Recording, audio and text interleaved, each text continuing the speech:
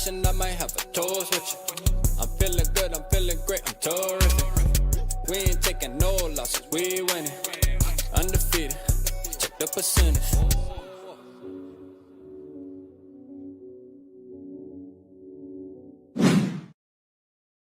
Yo, Ski, man, what is going on, man? Appreciate everybody that's going to tap in tonight and everybody that's already tapped in, man. I got the legend, man, the myth, the man himself, Realistic Randy in the building, man. Appreciate you, bro, Ski. Appreciate you. Dude, I can't believe I'm even on this show. Just the music, the vibes. I'm like, oh, that's right. Yeah. I've been secretly watching your show for years, dog.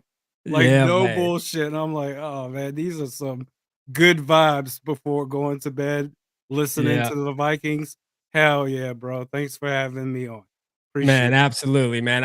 So everybody in the chat, man, first of all, y'all make sure hit the like button, man. Support the move. Hit the like button. That's how we get people in here.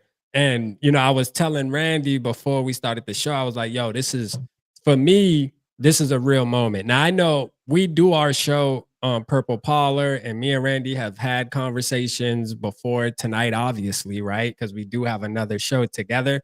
But for it to be on Vocal VIKE, aka Purple Pocket Podcast, when I first started, you know, why this is so important to me a night like tonight is because, you know, I watched Randy years before I even thought about YouTube. You know, like as a Vikings fan, you know, if you were a Vikings fan and you were strolling on YouTube, you ran into Realistic Randy. I mean, that's just the fact. Like you couldn't, even if you tried not to, you did, just because he was one of the top and still is the Vikings content creator. So having you on tonight, man, is a pleasure, my brother, for sure, man, for sure. So I just want to make sure you understand that how important this is to me. But you know, we gonna get to the bullshit though, Randy, for sure. We definitely gonna talk our shit tonight, though, man. You know, I got this thing, man. When we had our show on Purple Parlor, I think that was this past Monday, and you hit us with the A+. You feel me? Like I want to come back to that, man. This is gonna be why? Why? Why are you trying to tear shit down? Why are we as Vikings fans looking to just tear shit down? Hey. We have a good thing going. Okay. Yeah, but oh no, but what about this 7th round pick that we should have taken? Nah, facts. Like, what are we doing? But Randy, A+, bro. You know A+? They revamped so perfect line and defensive line. They had a damn good draft. As far as impact players, Ty Felton has a chance to be the wide receiver 3. A true wide receiver 3. Okay. We may have picked up a bona fide running back in the undrafted free agency class. I come at you with you and SK with about 4 or 5 different players from the undrafted free agency class. Like, yo, these dudes can make an impact. And all y'all, well, no, let's just pick one player. Why? Why? Go ahead. Well, no, I got you. I got your rant. I got your things. I'm sorry. No. I got your rant. I feel like I don't know, man, and I know I'm not by myself with this. Like, and I'm sure you see it, Randy. Like this draft to me seems a little underwhelming, shall I say? Right now, that doesn't take away. Listen, that doesn't take away from the fact that we solidified the offensive line with Donovan Jackson. That doesn't take away from that. And that was a great pick, you know, but like A+, man, I don't know, man. You had to dig deep in your bag to pull out that A+. You know, I just feel like you did, bro. I feel like you had to really dig deep to pull out that A+. Do you know who you're talking to? I had to go deep in my bag to pull out an A+. Somebody who I've been covering this team on YouTube since I want to say 2016. Yeah. So for 8-9 years, someone that's been known to be Mr. Negative, looking for a reason to shit on this team. You're telling me that I went deep into my bag to say, oh, this is great. So I get it. So see, Randy is trying to actually turn a page and be positive about the team now. You know, A plus. You feel me? Randy could have easily got on here and said this draft was ass juice, man. What in the hell were we doing? I know I get you now, Randy. I'm with you. I'm with you. Now, can I say this? I'm gonna give it a C, bro. Now we got an open dialogue and we can talk about why I feel like I feel and why you feel like you feel. All right. First, a C. I give it a C plus. Now I was at a B minus, B plus last week, but now that I'm able to do my homework on the players and actually realize what we did tonight, I wanted to drop the bomb, bro. I'm doing C plus. I'll give it a C plus at the most. I'm gonna tell you why. All right. Ty Felton. And it's always going to go back to Ty Felton. That's going to drag this grade down on top of Bartholomew, or what is that how you say his name? I know we didn't really like Bartholomew. Gavin, right? Those two picks right there drag me down. Now C plus isn't bad. It's still above average. You know what I'm saying? It's still above average, but I just believe like Ty Felton was a reach, and I feel like Gavin, you could have got somebody else in that position that would help you on the maybe the defensive line, maybe a cornerback. See, UDFAs is cool to me, but those are just flyers that you're trying to hope. I was looking at the numbers yesterday, and 15 UDFA players on average make it on a roster and every year on average, right? In the NFL, I believe the number is. Right? I think it was 15, or was it 15? Or it was about one per team, actually. So I'm sorry. I think it was like 30 something. So either way, right? We got a list of 20 guys. Yeah, we like this person. We like that person. I know you and Mark Phil wants to talk about your cornerback that you like, which I looked at him too. All right. Video coming soon on him. I do like that. But the reality is those guys really aren't, a lot of them, 90% of them aren't going to make this roster, man. Like they're not going to be an impact for our team. Okay. Like who's saying 90% of them are going to make this roster? By the way, you want to talk about some Gavin Bartholomew complaining about him, a player that got selected in the 6th round, 202 overall. Of course he's not going to make the team, Rap. Who cares? Why are we spending and we should be rather talking about Ty Felton. Okay, fine. He drops a couple of passes once in a while. But if he can focus on that and get better in that department, then he can be a better player overall and make this team better overall. But I'm not going to sit here and talk about Gavin Bartholomew at pick 202. And oh my God, that's a C for me. Well, we should have. Who else should have we gotten it at 202? Rap. Well, that's a good question, right? Now there was some, I just feel like it could have been. I think it's more of the position. Shaw. No, this is the thing, Randy. I think it's more of the position than the player. I think it's the position than the player at that spot in the draft, right? I could tell you somebody we could have got instead. Real easy, Kobe Bryant. Like, why not have drafted Kobe Bryant right there? Why not have drafted Mello Dotson right there? You know what I'm saying? Like, I don't know. Somebody, there was definitely some cornerback. I feel like, I don't know if you feel this way, Randy, real quick, man. Shout out everybody in the building, man. Papa Gary, Mark, I see you, Bulldog, Maddie, man. I see y'all, Big Daddy, Barbecue. Shout out to you. Okay, Blunt, I see you in the building. Timothy was good. Mark, I already said Mark. Norris, hey, Norris, I did see your picture too, man. I'm going to send it to my email and pull it up, man. Appreciate you, man. He made plaques for the Mark Madness. Shout out my boy Norris, man, as always, man, for sure. Let's see, man. Let me just make sure. Tycoon, I see you in the building. Rap gonna nickname himself Barf, but Rap Bartholomew, man. What the hell? That name just fucking makes my skin crawl. I swear to God. I hate to kick the kid while he's down, but he's already, Randy's already saying he's not gonna make the team and shit. He's the 200 and whatever pick. So second that's pick. not and that's the difference between an A plus and a C. Yeah. According to Rap. Pick 202. De Niro, Cody, Tycoon, man. Shout out to all y'all, man. But man, listen, man. All right. You could have got Kobe Bryant. You could have got Kobe. You should have got Kobe Bryant. I'm gonna say that. That's what you should have did. I think, like, again, I just want to go back to, I think it's the position. For example, you got two pass catcher. I think it's the position with Ty Felton. Now I'll lean more a little Ty Felton. Like I think as time goes, like you said, I do agree with you 100% where he has a chance to be wide receiver 3. I do like his game, but I just look at the intentionality of going wide receiver. Was it really with you having only 4 picks going into this draft? Was wide receiver at the second pick? Because if you look at that pick and the players that were on the board, that the conversation gets dark. You know what I'm saying? Like, I don't have it in front of me, but if you look at the players that were available while Ty Felton was there, you're like, okay, now I'm starting to look at it a little different. Like, well, why did you go wide receiver when you have 2 stud wide receivers? Even if Jordan Addison gets suspended for 3 games, even if, I don't think it's that big of a deal. If you don't have an insurance policy for Jordan Addison, that is just roster malpractice. By the way, I think there's a shift going on that I never anticipated in my life. Whereas I start out as the negative one, and everyone else is telling me you should be positive.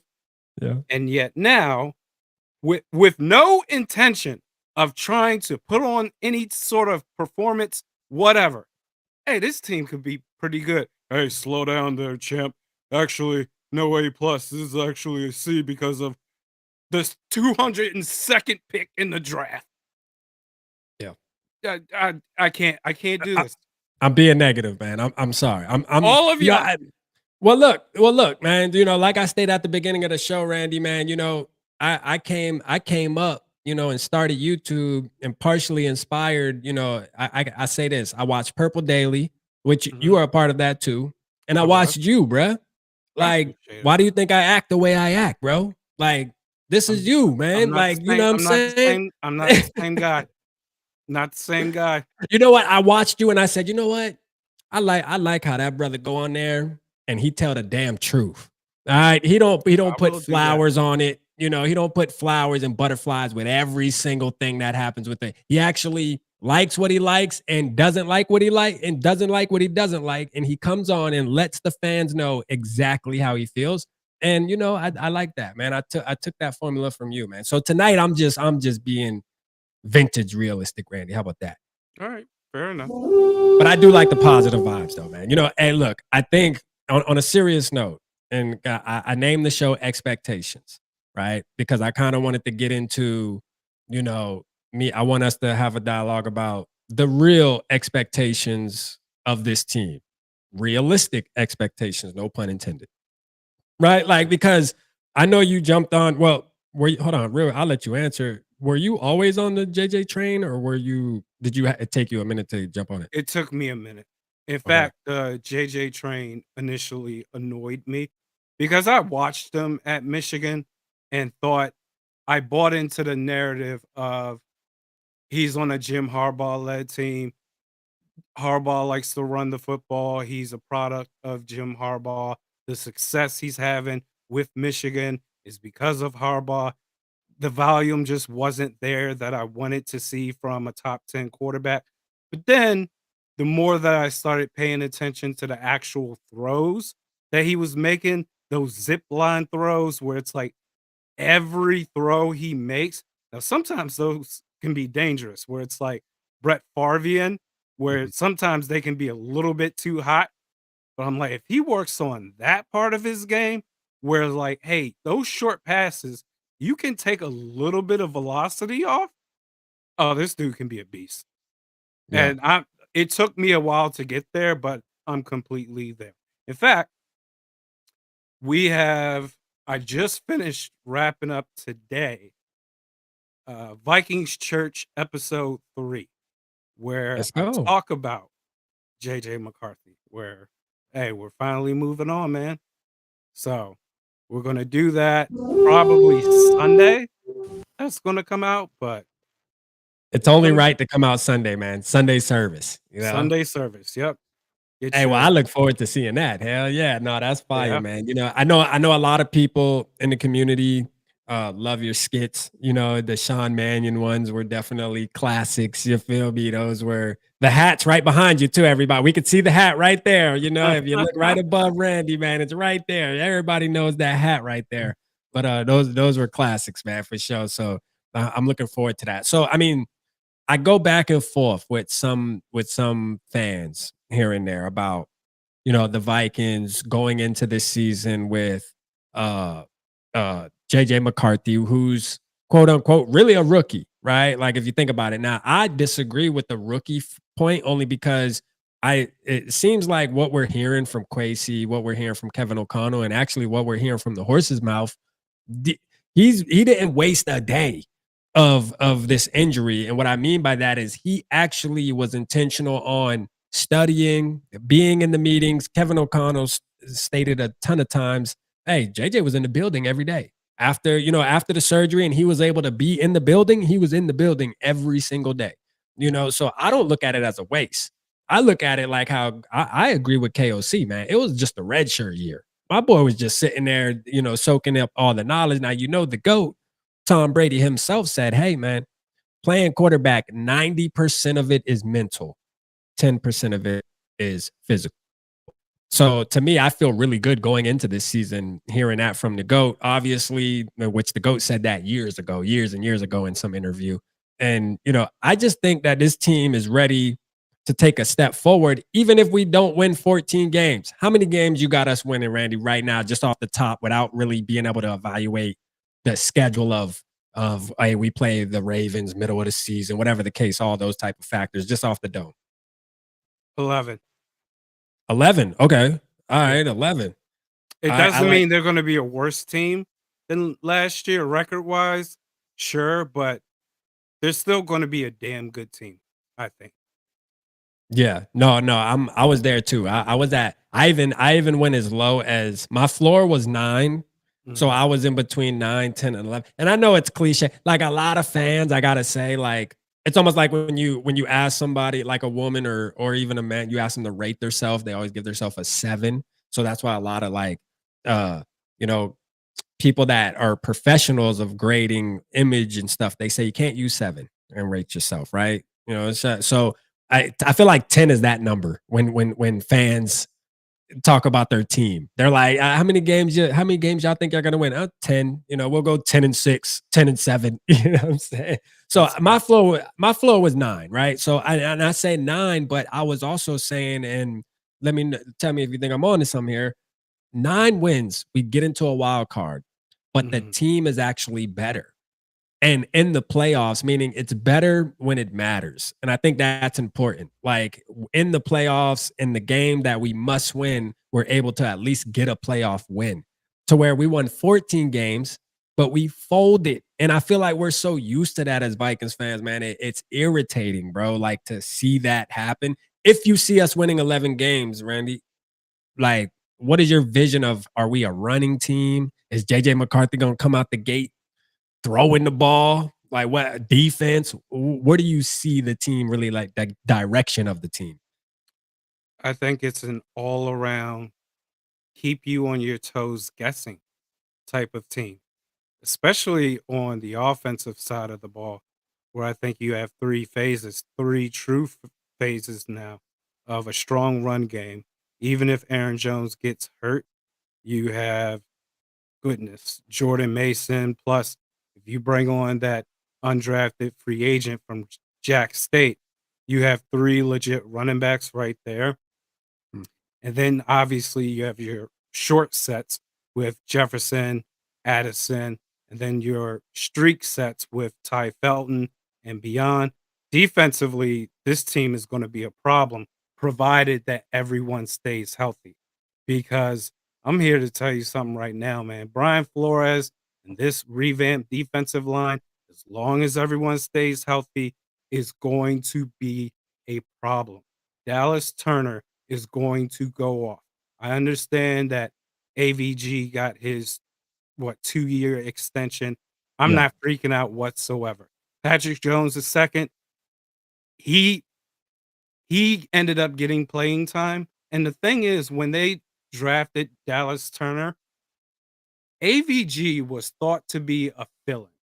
Like, Mhm. no one thought when they brought in AVG and Jonathan Grenard that, okay, these are the two staple edge rushers. Jonathan Grenard, absolutely. But AVG, it was like, Dallas Turner, he's going to be the guy. And then AVG just shocked the world. I believe second team All Pro. And it's like, what are we supposed to do here? But still, Patrick Jones II, he got his PT. I think that's going to be the same thing for Dallas Turner. He's going to take advantage of the reps that he gets. This defense is going to be legit. And I love the fact that I know I said it, but you may have said it along with me long before it happened, where I was like, yo, I will run this defense with Theo Jackson at safety for all I care. You need to cut the fat, trim the fat, and spend that money in the trenches. And that's exactly what they did. Dude, I could not be more fired up. This defense is going to be loaded and provide problems for opposing offenses. Cannot wait. And then, not to mention the scoring with JJ McCarthy that I'm expecting. It's going to Mhm. be a track meet. Yeah. Hey, I'm 100% with you. Like I was talking the other day, having a conversation with somebody, and we were talking about, uh Kevin O'Connell came out a couple weeks ago. I think when they were in Florida, when they had the GM, they were doing like all the GM meetings and stuff in Florida where they golf and all that bullshit. Well, he came out in one of those interviews and said, in 2025, we're running the damn football. All right, we're about to. He said we're going back to the old. He said something not verbatim, but it was in the sense of we're gonna go back to old school type of football. We're gonna pound the rock, right? Mhm. And I remember when I was like scouting for JJ McCarthy, like really pounding the table, saying, "Hey, I want JJ McCarthy to be the quarterback for the Minnesota Vikings." Once I found out that JD5 wasn't gonna be in the just it was just gonna be in this picture just because he was gonna go so high. So I'm like JJ McCarthy all day. But I was saying, and I got videos on here talking about if the Minnesota Vikings were smart and they're going to draft JJ McCarthy, what they would do is look at how Michigan built that team and just look at how not even just how they built it because it's a college team compared to an NFL team, but just kind of see the formula they used and what was that, right? Really what it was you had a defensive line that was dominant, like really a defense all around that just played great week in and week out.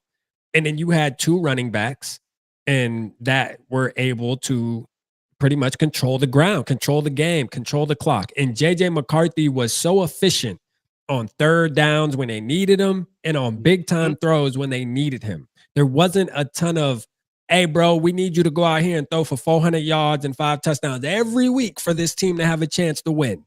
All right.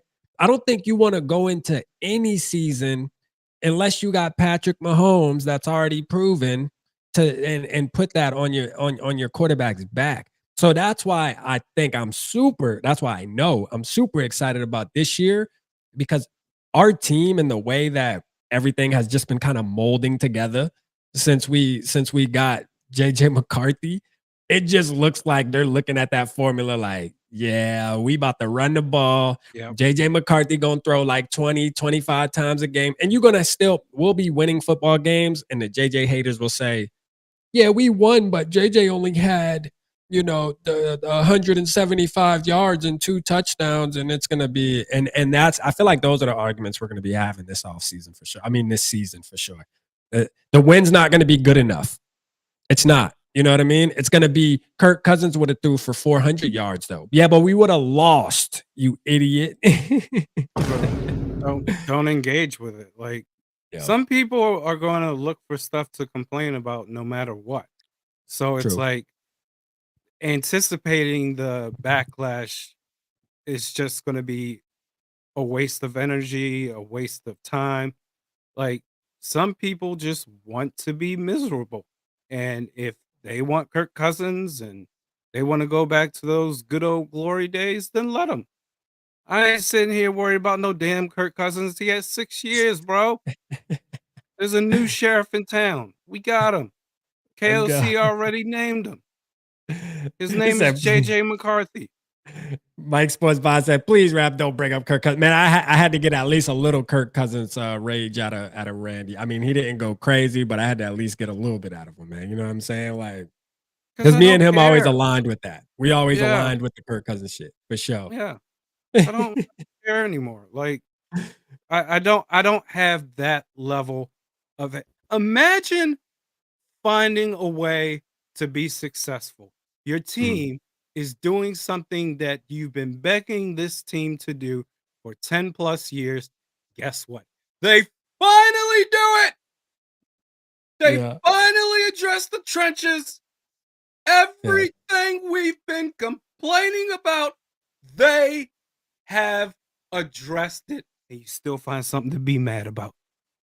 I yeah. don't have that in me, man. I can't do it. I am way too happy to be sitting here and say, well, if Kirk Cousins had this offensive line. Fuck Kirk Cousins. Who cares? Facts. Facts. No, that's a fact. Those conversations are coming, but I like to engage. I like to engage in the bullshit every once in a while, man. It makes it fun. You know what I mean? Like sometimes I go snooping, just looking for an argument. You know what I mean with a motherfucker on X. Obviously I try to stay away from our fan base for the most part. But I will go to like Packers and shit and kind of just look for some bullshit to get my feet dirty in, man. You know what I mean? That should be fun sometimes. And then you can just like ignore it. You can just like start some shit, rouse some shit up and then just Mhm. leave out and just leave the conversation open like that. You know what I'm saying? They said Randy recalibrating rap and facts. Nah, Of all facts, man. people, of all Yeah. people, I have to be the calm one. I know, That's right? crazy. Like I know, man. Like, hey, but I like it. I like this realistic Randy though, man. I mean, I like this realistic Randy. It's A all good good, team. man. Yeah, it's a good thing, man. And look, it seems like we've been sitting here angry for so long, and like you said, the team finally did exactly what we asked for. They really did. So for that, I do got to give them a round of applause, man. I got a question for you. I got a question for you right here, Mhm. because I want you to. This will be a great conversation for us to have right now. Kwesi Adofo-Mensah. I know I'm a fan. Mhm. I feel like you're a fan. I feel like I hear you usually advocate for him for the most part. But I want to know, He's grown on me. why do you believe he hasn't got an extension for one? And I mean, do you think he will get an extension, or do you believe, what? I'm not even gonna ask you the next question. Just why do you think he didn't get an extension? And do you think he will? I think it's the KOC thing where they kind of drag their feet on that, where I do believe that KOC has demonstrated that he has learned from his early ways, Mhm. not necessarily in terms of being a better play caller, that has yet to be seen, but I also understand he's never gonna delegate those responsibilities away. But I think the culture that he's built, you just had one of these draft prospects.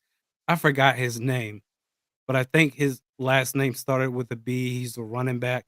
He interviewed with KOC and he specifically mentioned how they're doing something over there with the culture. So everything that the league knows about the Vikings and what they did with Sam Darnold and what KOC did for Kirk Cousins, why Daniel Jones chose to go to the Minnesota Vikings to finish out 2024. I think it's catching on to just beyond quarterbacks. Like players as a whole, they recognize that. For Mhm. Kwesi, I think they're doing the same thing. I don't think there's any mistake that he has learned from his first draft. That first draft was a disaster. And not Yeah, even in hindsight, in real time, where I think that's the last time I raged out. Like yeah, when they made that trade back with Detroit, trading back down from 12 to 32 to draft Lewis Seen. And I'm like, who the hell is this guy? Like, are you kidding me? Never yeah, got to play and not even got to play. Wasn't good enough to play. but the amount of excuses, well, he tore his leg. Yeah, before he tore his leg, he was on special teams. He never played. Like, he's just not good enough. And that turned out to be right.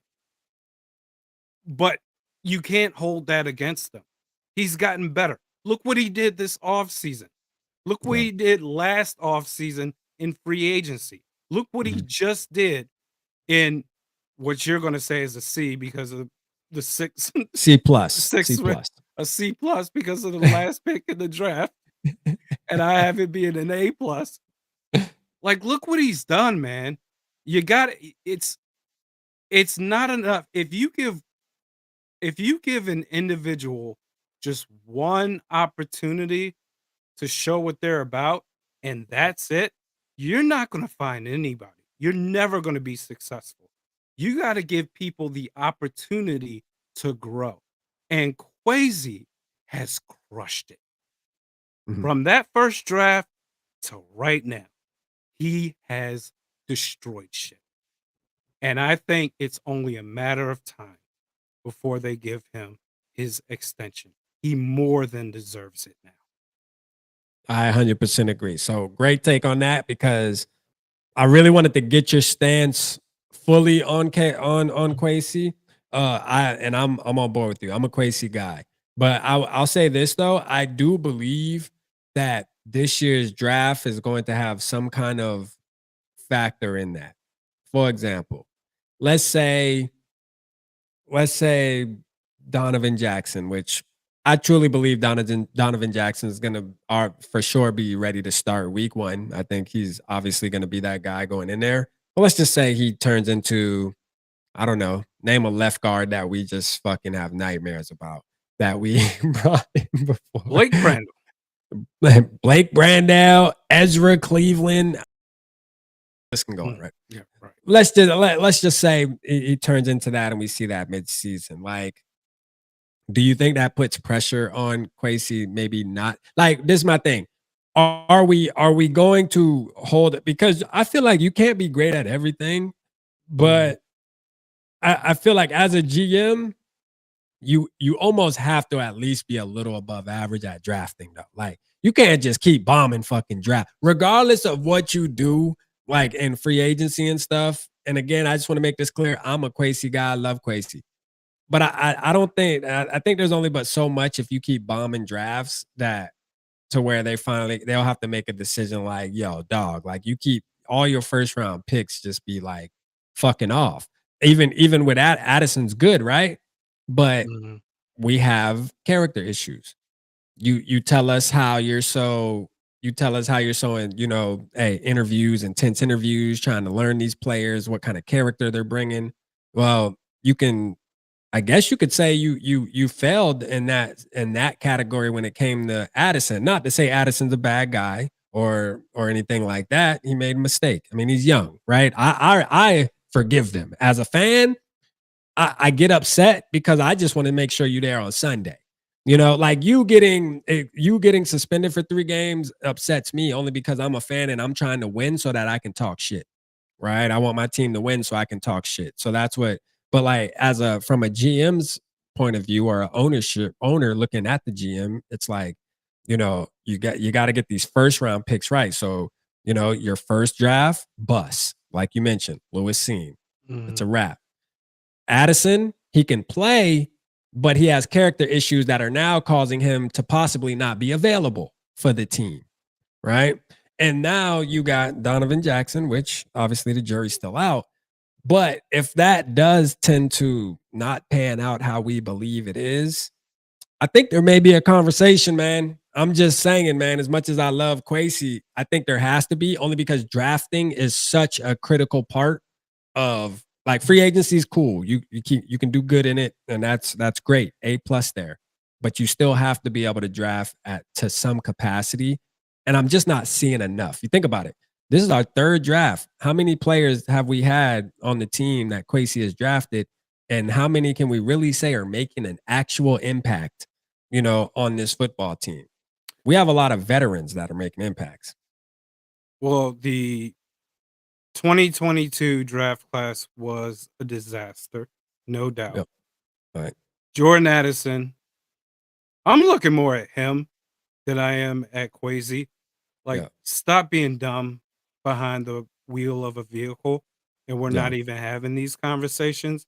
More True. specifically, Donovan Jackson and this offensive line, I need to take a closer view beyond Kwesi Adofo-Mensah. I'm looking at Chris Cooper. We need to Chris look at this Cooper. offensive line, dog. Offensive line coach. He keeps getting away with these shitty ass offensive lines and with the excuse of, well, I don't have talent. I don't have talent. You have all the talent now. I want zero excuses. I want a legit offensive line. And if you can't figure it the F out, Yeah. he needs to go. That's who I'm looking at before I look at Kwesi Adofo-Mensah when it comes to Donovan Jackson or anybody on this offensive line. Chris Cooper. He's had more than enough time. He got hired in with KOC in 2022. Mhm. It's time. Step up. You've been saying that too. Like, I think you did a video not too long ago on that, didn't you? Wait, I did. about him? Yeah, like I it, and did. you mentioned it beforehand too. I remember on one of our Purple Polish shows when we were talking about the offensive line, you were like, man, F the player. We keep talking about the players. What about him? You know what I mean? Why does he keep just, going under the radar as if he gets Yeah. no responsibility? Almost like I hate to bring his name up again, but almost like the Kirk Cousins treatment. You know what I mean? Like, hey, it's everybody else's fault but that guy. You know what I'm Yep. saying? Like, no. Yeah, nah, dog. Come to the front of the line. You know what I mean? We got to have a conversation now, Cooper. We got to, because you are the coach and you have to take accountability, man, because I mean, Randy's right. Like At and this some year, point, yeah, and this year, like you said, there is no excuses. There is none, man. Like, we should have a top. I ain't gonna go crazy. I'll try to keep this realistic. We should have at least a top 8. I'll say a top 8 offensive line this season. Like, for sure. Now, the reason why I say 8 instead of 5 is I'm factoring in, okay, even though Fries and Kelly played together and at Indianapolis, there's still probably gonna be some type of learning curve and camaraderie that needs to be gained with Brian O'Neill, Christian Darrisaw, and then obviously the rookie too. So I don't expect to just come right in and just be like hit the ground running. I expect them to be good, but I'm saying I think it's gonna take at least, I don't know, maybe 6, 7 games before the offensive line, before we really see. That's usually when offensive lines really start hitting their stride too in the season and start really showing that we are the best unit out this motherfucker. Like, nobody's messing with us. Y'all see what we doing, right? So I mean, I look forward to seeing that. But I'm gonna tell you, man, there's no excuses for Cooper this year. First of all, if this offensive line, and I'll give him a little grace right here, isn't a top 10 offensive line, I mean, and I don't mean being number 10. Fuck that. You know what I'm saying? Yeah, he needs to be out the door, and we need to change up something for sure. Facts, I man. don't want to be doing face palms by week 9 when it comes to this offensive line. I feel like that's usually the measuring point where we're like, okay, we thought maybe the O line would step up, and clearly it's not. Nah, Yeah. Chris Cooper, dog. He's the only coach. Every other coach, it seems like on this coaching staff, we're like, hey, look what they bring to the table, man. Look, Keenan McCardell with these receivers and how they talk about him and all this Yeah. fun stuff. What have we said about Chris Cooper? What one thing that we have said about this man besides his offensive line sucks? Yeah. Nothing. You know what's crazy is that when you bring it up, and shout out SK in the building, man. SK with the purple collar. Hey, listen, first of all, if you guys aren't subscribed to Purple Parlor right here, the pin comment, go subscribe to Purple Parlor. That is a show with myself, Realistic Randy, and SK that we do every Monday during the season. Right now we're kind of free for all, and I feel like we popped out like 3 in a row, low key. this past month, but you know, we're not gonna be on this Monday, but next Monday we're gonna do it. So Mondays, just make sure you tapped in, go subscribe, and you won't even have to guess. You'll know because you'll get notifications. Turn the notification bell on. But it's such a great show, man. You know, we get on there, us three, man, and the vibes are amazing, man. We just be talking our shit, going back and forth. The chemistry is out of this world, man. And for the ones who in the building that know, you know. But if you don't know, this is for you. Go hit the subscribe button and go tap in with us over there. We would highly appreciate it, man. Shout out Sal Dog. First of all, let me get the supers, man. The guys that's paying the bills. Papa Gary had something for you here. Randy, he said, shout out Papa Gary. I appreciate it with the $9.99. He said, Randy gives me inspiration on so many levels. Fight, brother. Hey, let's go, man. That's a fact. I appreciate you, Gary. That's a Much fact, appreciated, man. Absolutely, man. And then we got Sal Dog here with the 5. Appreciate you, Sal Dog. Let's go. He said, rapping Randy, number 1, SKOL. I'm just popping in. You won't see me again until the season starts. Much love to both of you. Sal Dog, man. Come on, man. I mean, hey, appreciate you, right? Appreciate you, man. Love you to death, Sal Dog, man. But come on, you got to tap in at least before the season starts, even though we are getting pretty close, man. I got to say, time's flying. And it's exciting. It's about to get super exciting because I mean these months were flying by. We're about to go through the kind of what we call the quote unquote dead moment. I think what is that, Randy? Is that like around, especially for us content creators? I think it's right around June, beginning of June, maybe. Is it beginning of June or like mid-June where it just is like fuck, like let's talk about our top 10 Vikings moments of our lifetime. I got one in the chamber. I already got one ready to release in the dead of summer. I'm telling you. So there is that moment there, but right after that, man, that shit starts popping off quick, man. It starts popping off really quick, man. The good thing is coming up, we get to see some rookie mini camps. I think that's next weekend. I think we get to see some of that. So the rookies will go out there and we'll get our little Vikings edit with some rookies with helmets on and stuff like that. So that'll be fun to watch. You know, we'll see JJ McCarthy throwing the ball. He'll be out there. We'll get to see some stuff, man. How did you feel about that video you saw, Randy? Did you see the video that I'm sure you did, that the Vikings released, the camp video that just came out? No. Oh, okay. On Twitter or something? Yeah, it's on Twitter and did they put it on YouTube too? Yeah, they put it on their YouTube too. Some of the players went back to the it was the voluntary camp or whatever, not camp, but just like OTA type of deal where it's like 2 days. But JJ McCarthy was out there throwing to like Aaron Jones. Jordan Addison was out there, which I ain't gonna lie, I said that in the video. You know, all the things I might have said about Jordan Addison a couple minutes ago, talking about his character and stuff, I will say that made me feel good seeing him out there. And it shows me his dedication because he didn't have to be there. Yeah, I mean, Justin Jefferson wasn't there for obvious reasons. He probably was doing something else. So I get it, right? We're not going to hold him accountable. Oh, Justin Jefferson isn't a good teammate. He's, oh, you know, you didn't show up. Like what? Cut him, trade him. Yeah, I mean, even though there probably is some fans that'll say that shit, but whatever. But seeing Jordan Addison out there made me excited. You know what I mean? Because it shows me that, hey, he's working to get better. He's trying to get better, and it gives me a sign of you're focusing on football now, and maybe not so much getting behind the wheel and trying to live this rock star lifestyle. Now you're like, okay, you realize you're good, bro. Like you can really have a name in this league, bro. You already do, but you can really take this shit to the like, bro, you stay out of trouble and just play football, bro. Like you could, I mean, anything's possible. I'll say that. Anything's possible, bro. Like you have the skills. So I love Addison. I mean, we'll see what your boy Ty Felton does there, Randy. Yeah, we'll see. I don't know, but Bartholomew, I mean, he would have changed everything. Bartholomew, man, A++ draft, according to Rap.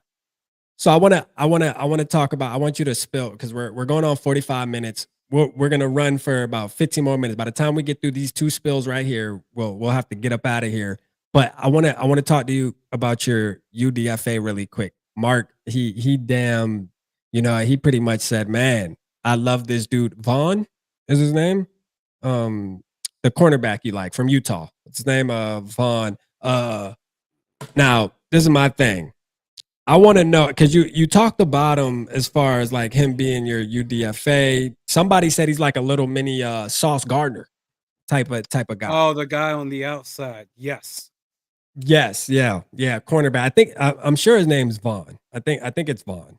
I could be mistaken, but I'm gonna do a video on him. All right, I'm gonna go watch him. I'm gonna do my homework, man. This is for you. It's gonna be for you, Randy and Mark. You know, because y'all two are the ones that mentioned him. So, but I mean, are you confident that he could really make this squad? Like, do you really like him? I need to bring his name up one more time just to make sure, Yeah, because I got you. I I'm can not try to look. screwing his name up, because I think he's one of 4 players. You had a couple, yeah. Because 4 you had a players, video yeah. on all your players that you were going for. Somebody drop it in the chat too if you know who I'm talking about. Zamaya Vaughn. There we go. Zamaya Vaughn, Utah. Yeah, 6'3", Yes. 187 pounds, from Beaumont, Texas. Yes. Man Yes. is a beast. Fast on the outside, plays with extreme intensity. I think he's too valuable to let just walk away. Like, he has to make this team. Yeah. And if you're able to still bring on a guy like, say, Asante Samuel or whoever the hell else, I still don't let this guy go. In fact, if there's like a tug of war between Zamaya Vaughn and anybody else, say Jeff Okuda, for example, man, Let's go. Jeff Okuda, no, it's not what you think. Jeff Okuda would be gone tomorrow if it were up to me. Oh yeah. Mhm. I'm gonna tell you what I do like on top, since we're here with the Vaughn kid, man. Tommy Hill. Were you able to see like what Tommy Hill said to Travis Hunter and all that good stuff? The story about Tommy Hill. So we invited Tommy Hill to camp. He got an invitation. This was like 2 days after we signed all our UDFAs. Shout out SKOL Mafia, man, with the 20, man. He said 1 week cigarette free, man. Let's go, man. That's a huge step, bro. That's a huge step, man. Good Let's stuff, go, man. I man. know that's tough.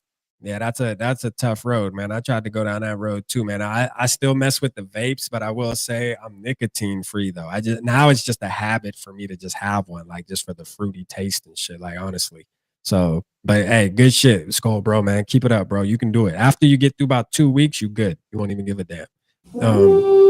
Shout out to Evil with the 199, man. He said, "Great to see Randy cut fart Carthy."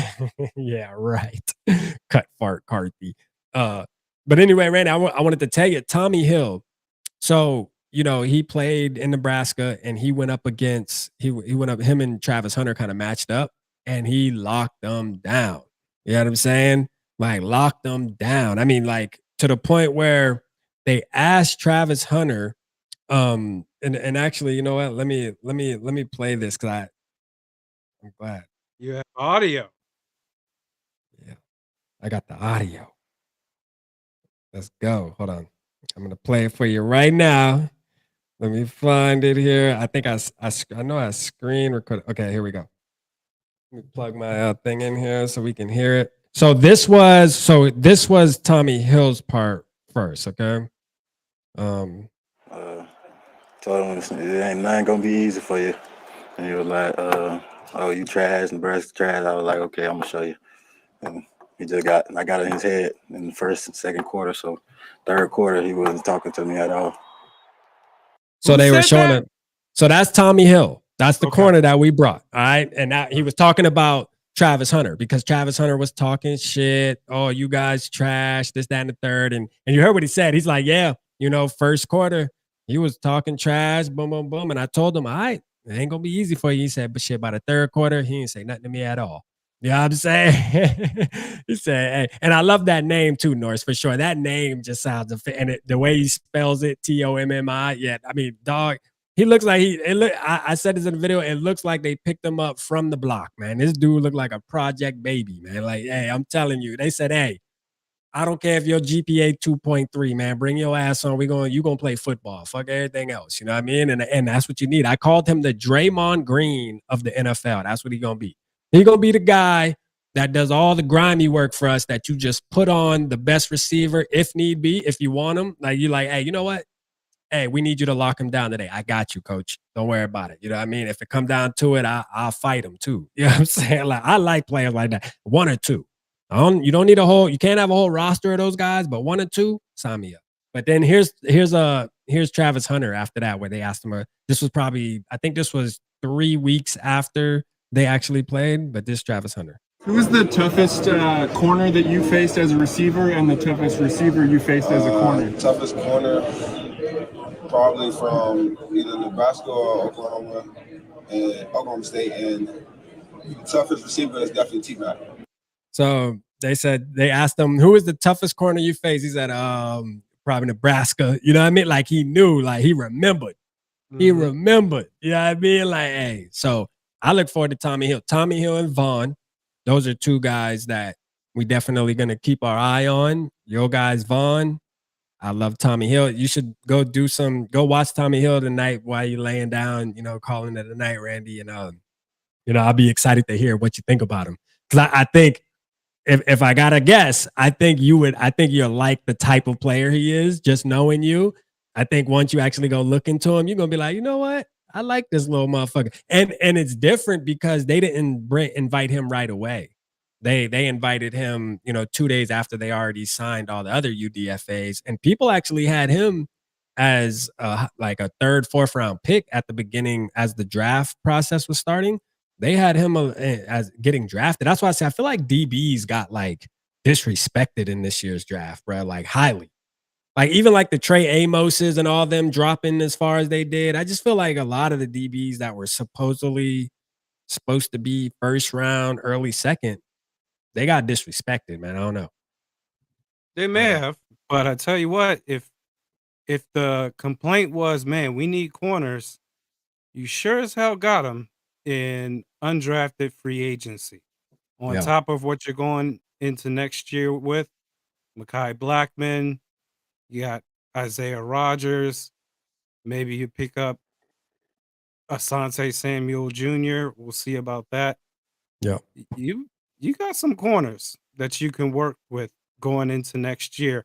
Unexpectedly,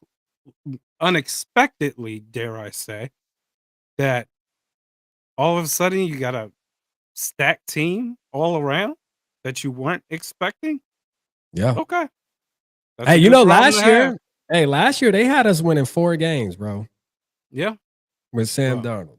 Well, I'm pretty sure the national media will have us winning another 5 or 6 games, despite winning 14 last year. Because So real quick, Colin Cowherd says we'll be 4th in the division. We'll be 4th in the division. He moves the Bears to number 2.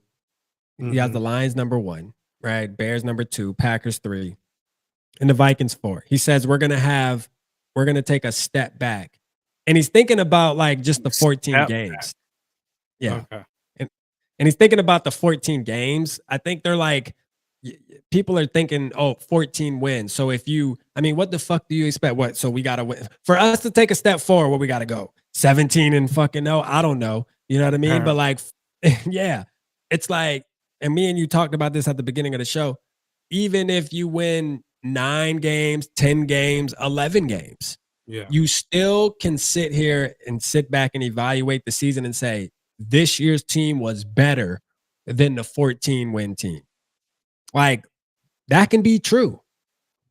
The one thing about the Bears I will say is I know we have the tendency to say this is the greatest offseason that they've ever had for the last 5 years. I'm going to actually give them a shot to somewhat get there for the 2025 season, just because they have Ben Johnson, they have this new head coach, and I strongly feel that he knows what he's doing. So I'm going to give the Bears one chance, just one. And if they fuck up, then it's like, all right, we're back to the same old Bears. I'm not worried about the Packers. Jordan Love I thought he was going to be the guy, and I'm not even sure that Green Bay believes in him right now. And then the Detroit Lions. I think that's the only team that the Vikings are having to play catch up with. Yeah. Everybody else, except for the Chicago Bears with Ben Johnson, I'm good. I'm not really too worried about it. Now, do So I'm you gonna feel say like 11 there's wins.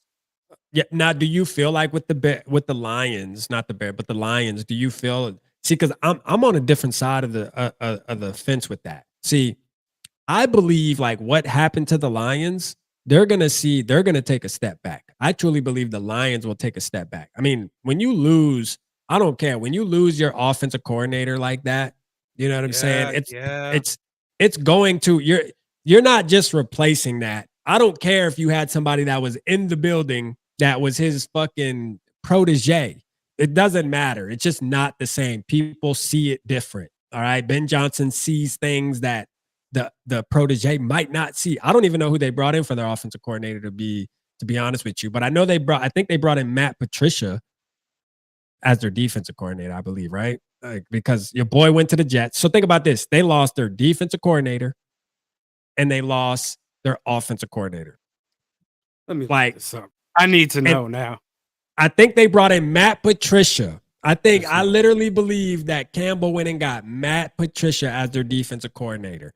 So, like, to me, I see them taking a step back, man. Shout out Mark Phil with the 499, man. He said Zamaya Vaughn is a little sauce lockdown corner. Let's go, man. That's you and Randy Boy. I'm jumping on board, though. I'm going to do a video. Kelvin Shepard is their DC. Okay, Kelvin Shepard. And then look at see who's the OC, because I feel like Patricia is on the team some way, somehow. He's like somebody on the team, I feel like. I don't see the only familiar. There's a couple of familiar faces on their offensive coaching staff. First off, Mark Brunell is their quarterback's coach. Okay. Bruce Gradkowski is their offensive assistant. Morton. John Morton, yes, is their OC. I have no idea who that is. Which who is him? You know what I mean? Like, I'm not even trying to be funny. Who is that? Like, I'm not sure.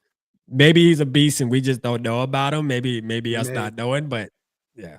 Yeah. So that's all. So again, I look at that and I say, I mean, I don't expect them to be the same Detroit Lions. I mean, those are two critical losses when you lose your defense and offensive coordinator that you just went on a run for the past 2 years, I believe, of being successful, and now all of a sudden they're out the building. Man, I don't think that shit. They do not have the culture yet, in my opinion, to just be able to, hey, coaches can just fly out the door and things are going to stay the same. I think the Lions have a much better chance to go back to the Lions than they do going back to, winning 15 games a season, just throwing in these other offensive coordinator and defensive coordinator, in my opinion. So I'm not worried about that. It's so funny because it's right there. It was right there in front of my face, and me sitting here talking about Ben Johnson with Chicago, and it's like, oh, he was the actual spirit of Detroit, and he's gone now. Yeah. So, so fuck the Lions. NFC North title.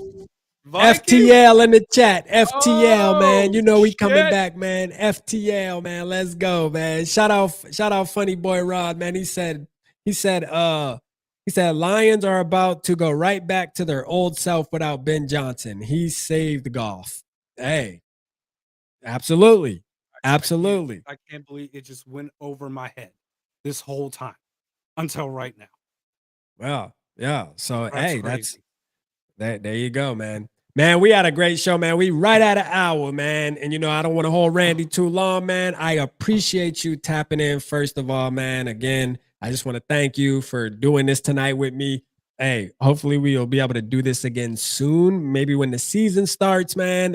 Hopefully we get to the SKOL Fest. I mean, there's a lot of things. And I know we're doing Purple Parlor, so I'll definitely see you here in the next week or so, anyways, on that show. And you know what I mean? So, and which I enjoy. That's one of my favorite fucking nights is when we do our show together.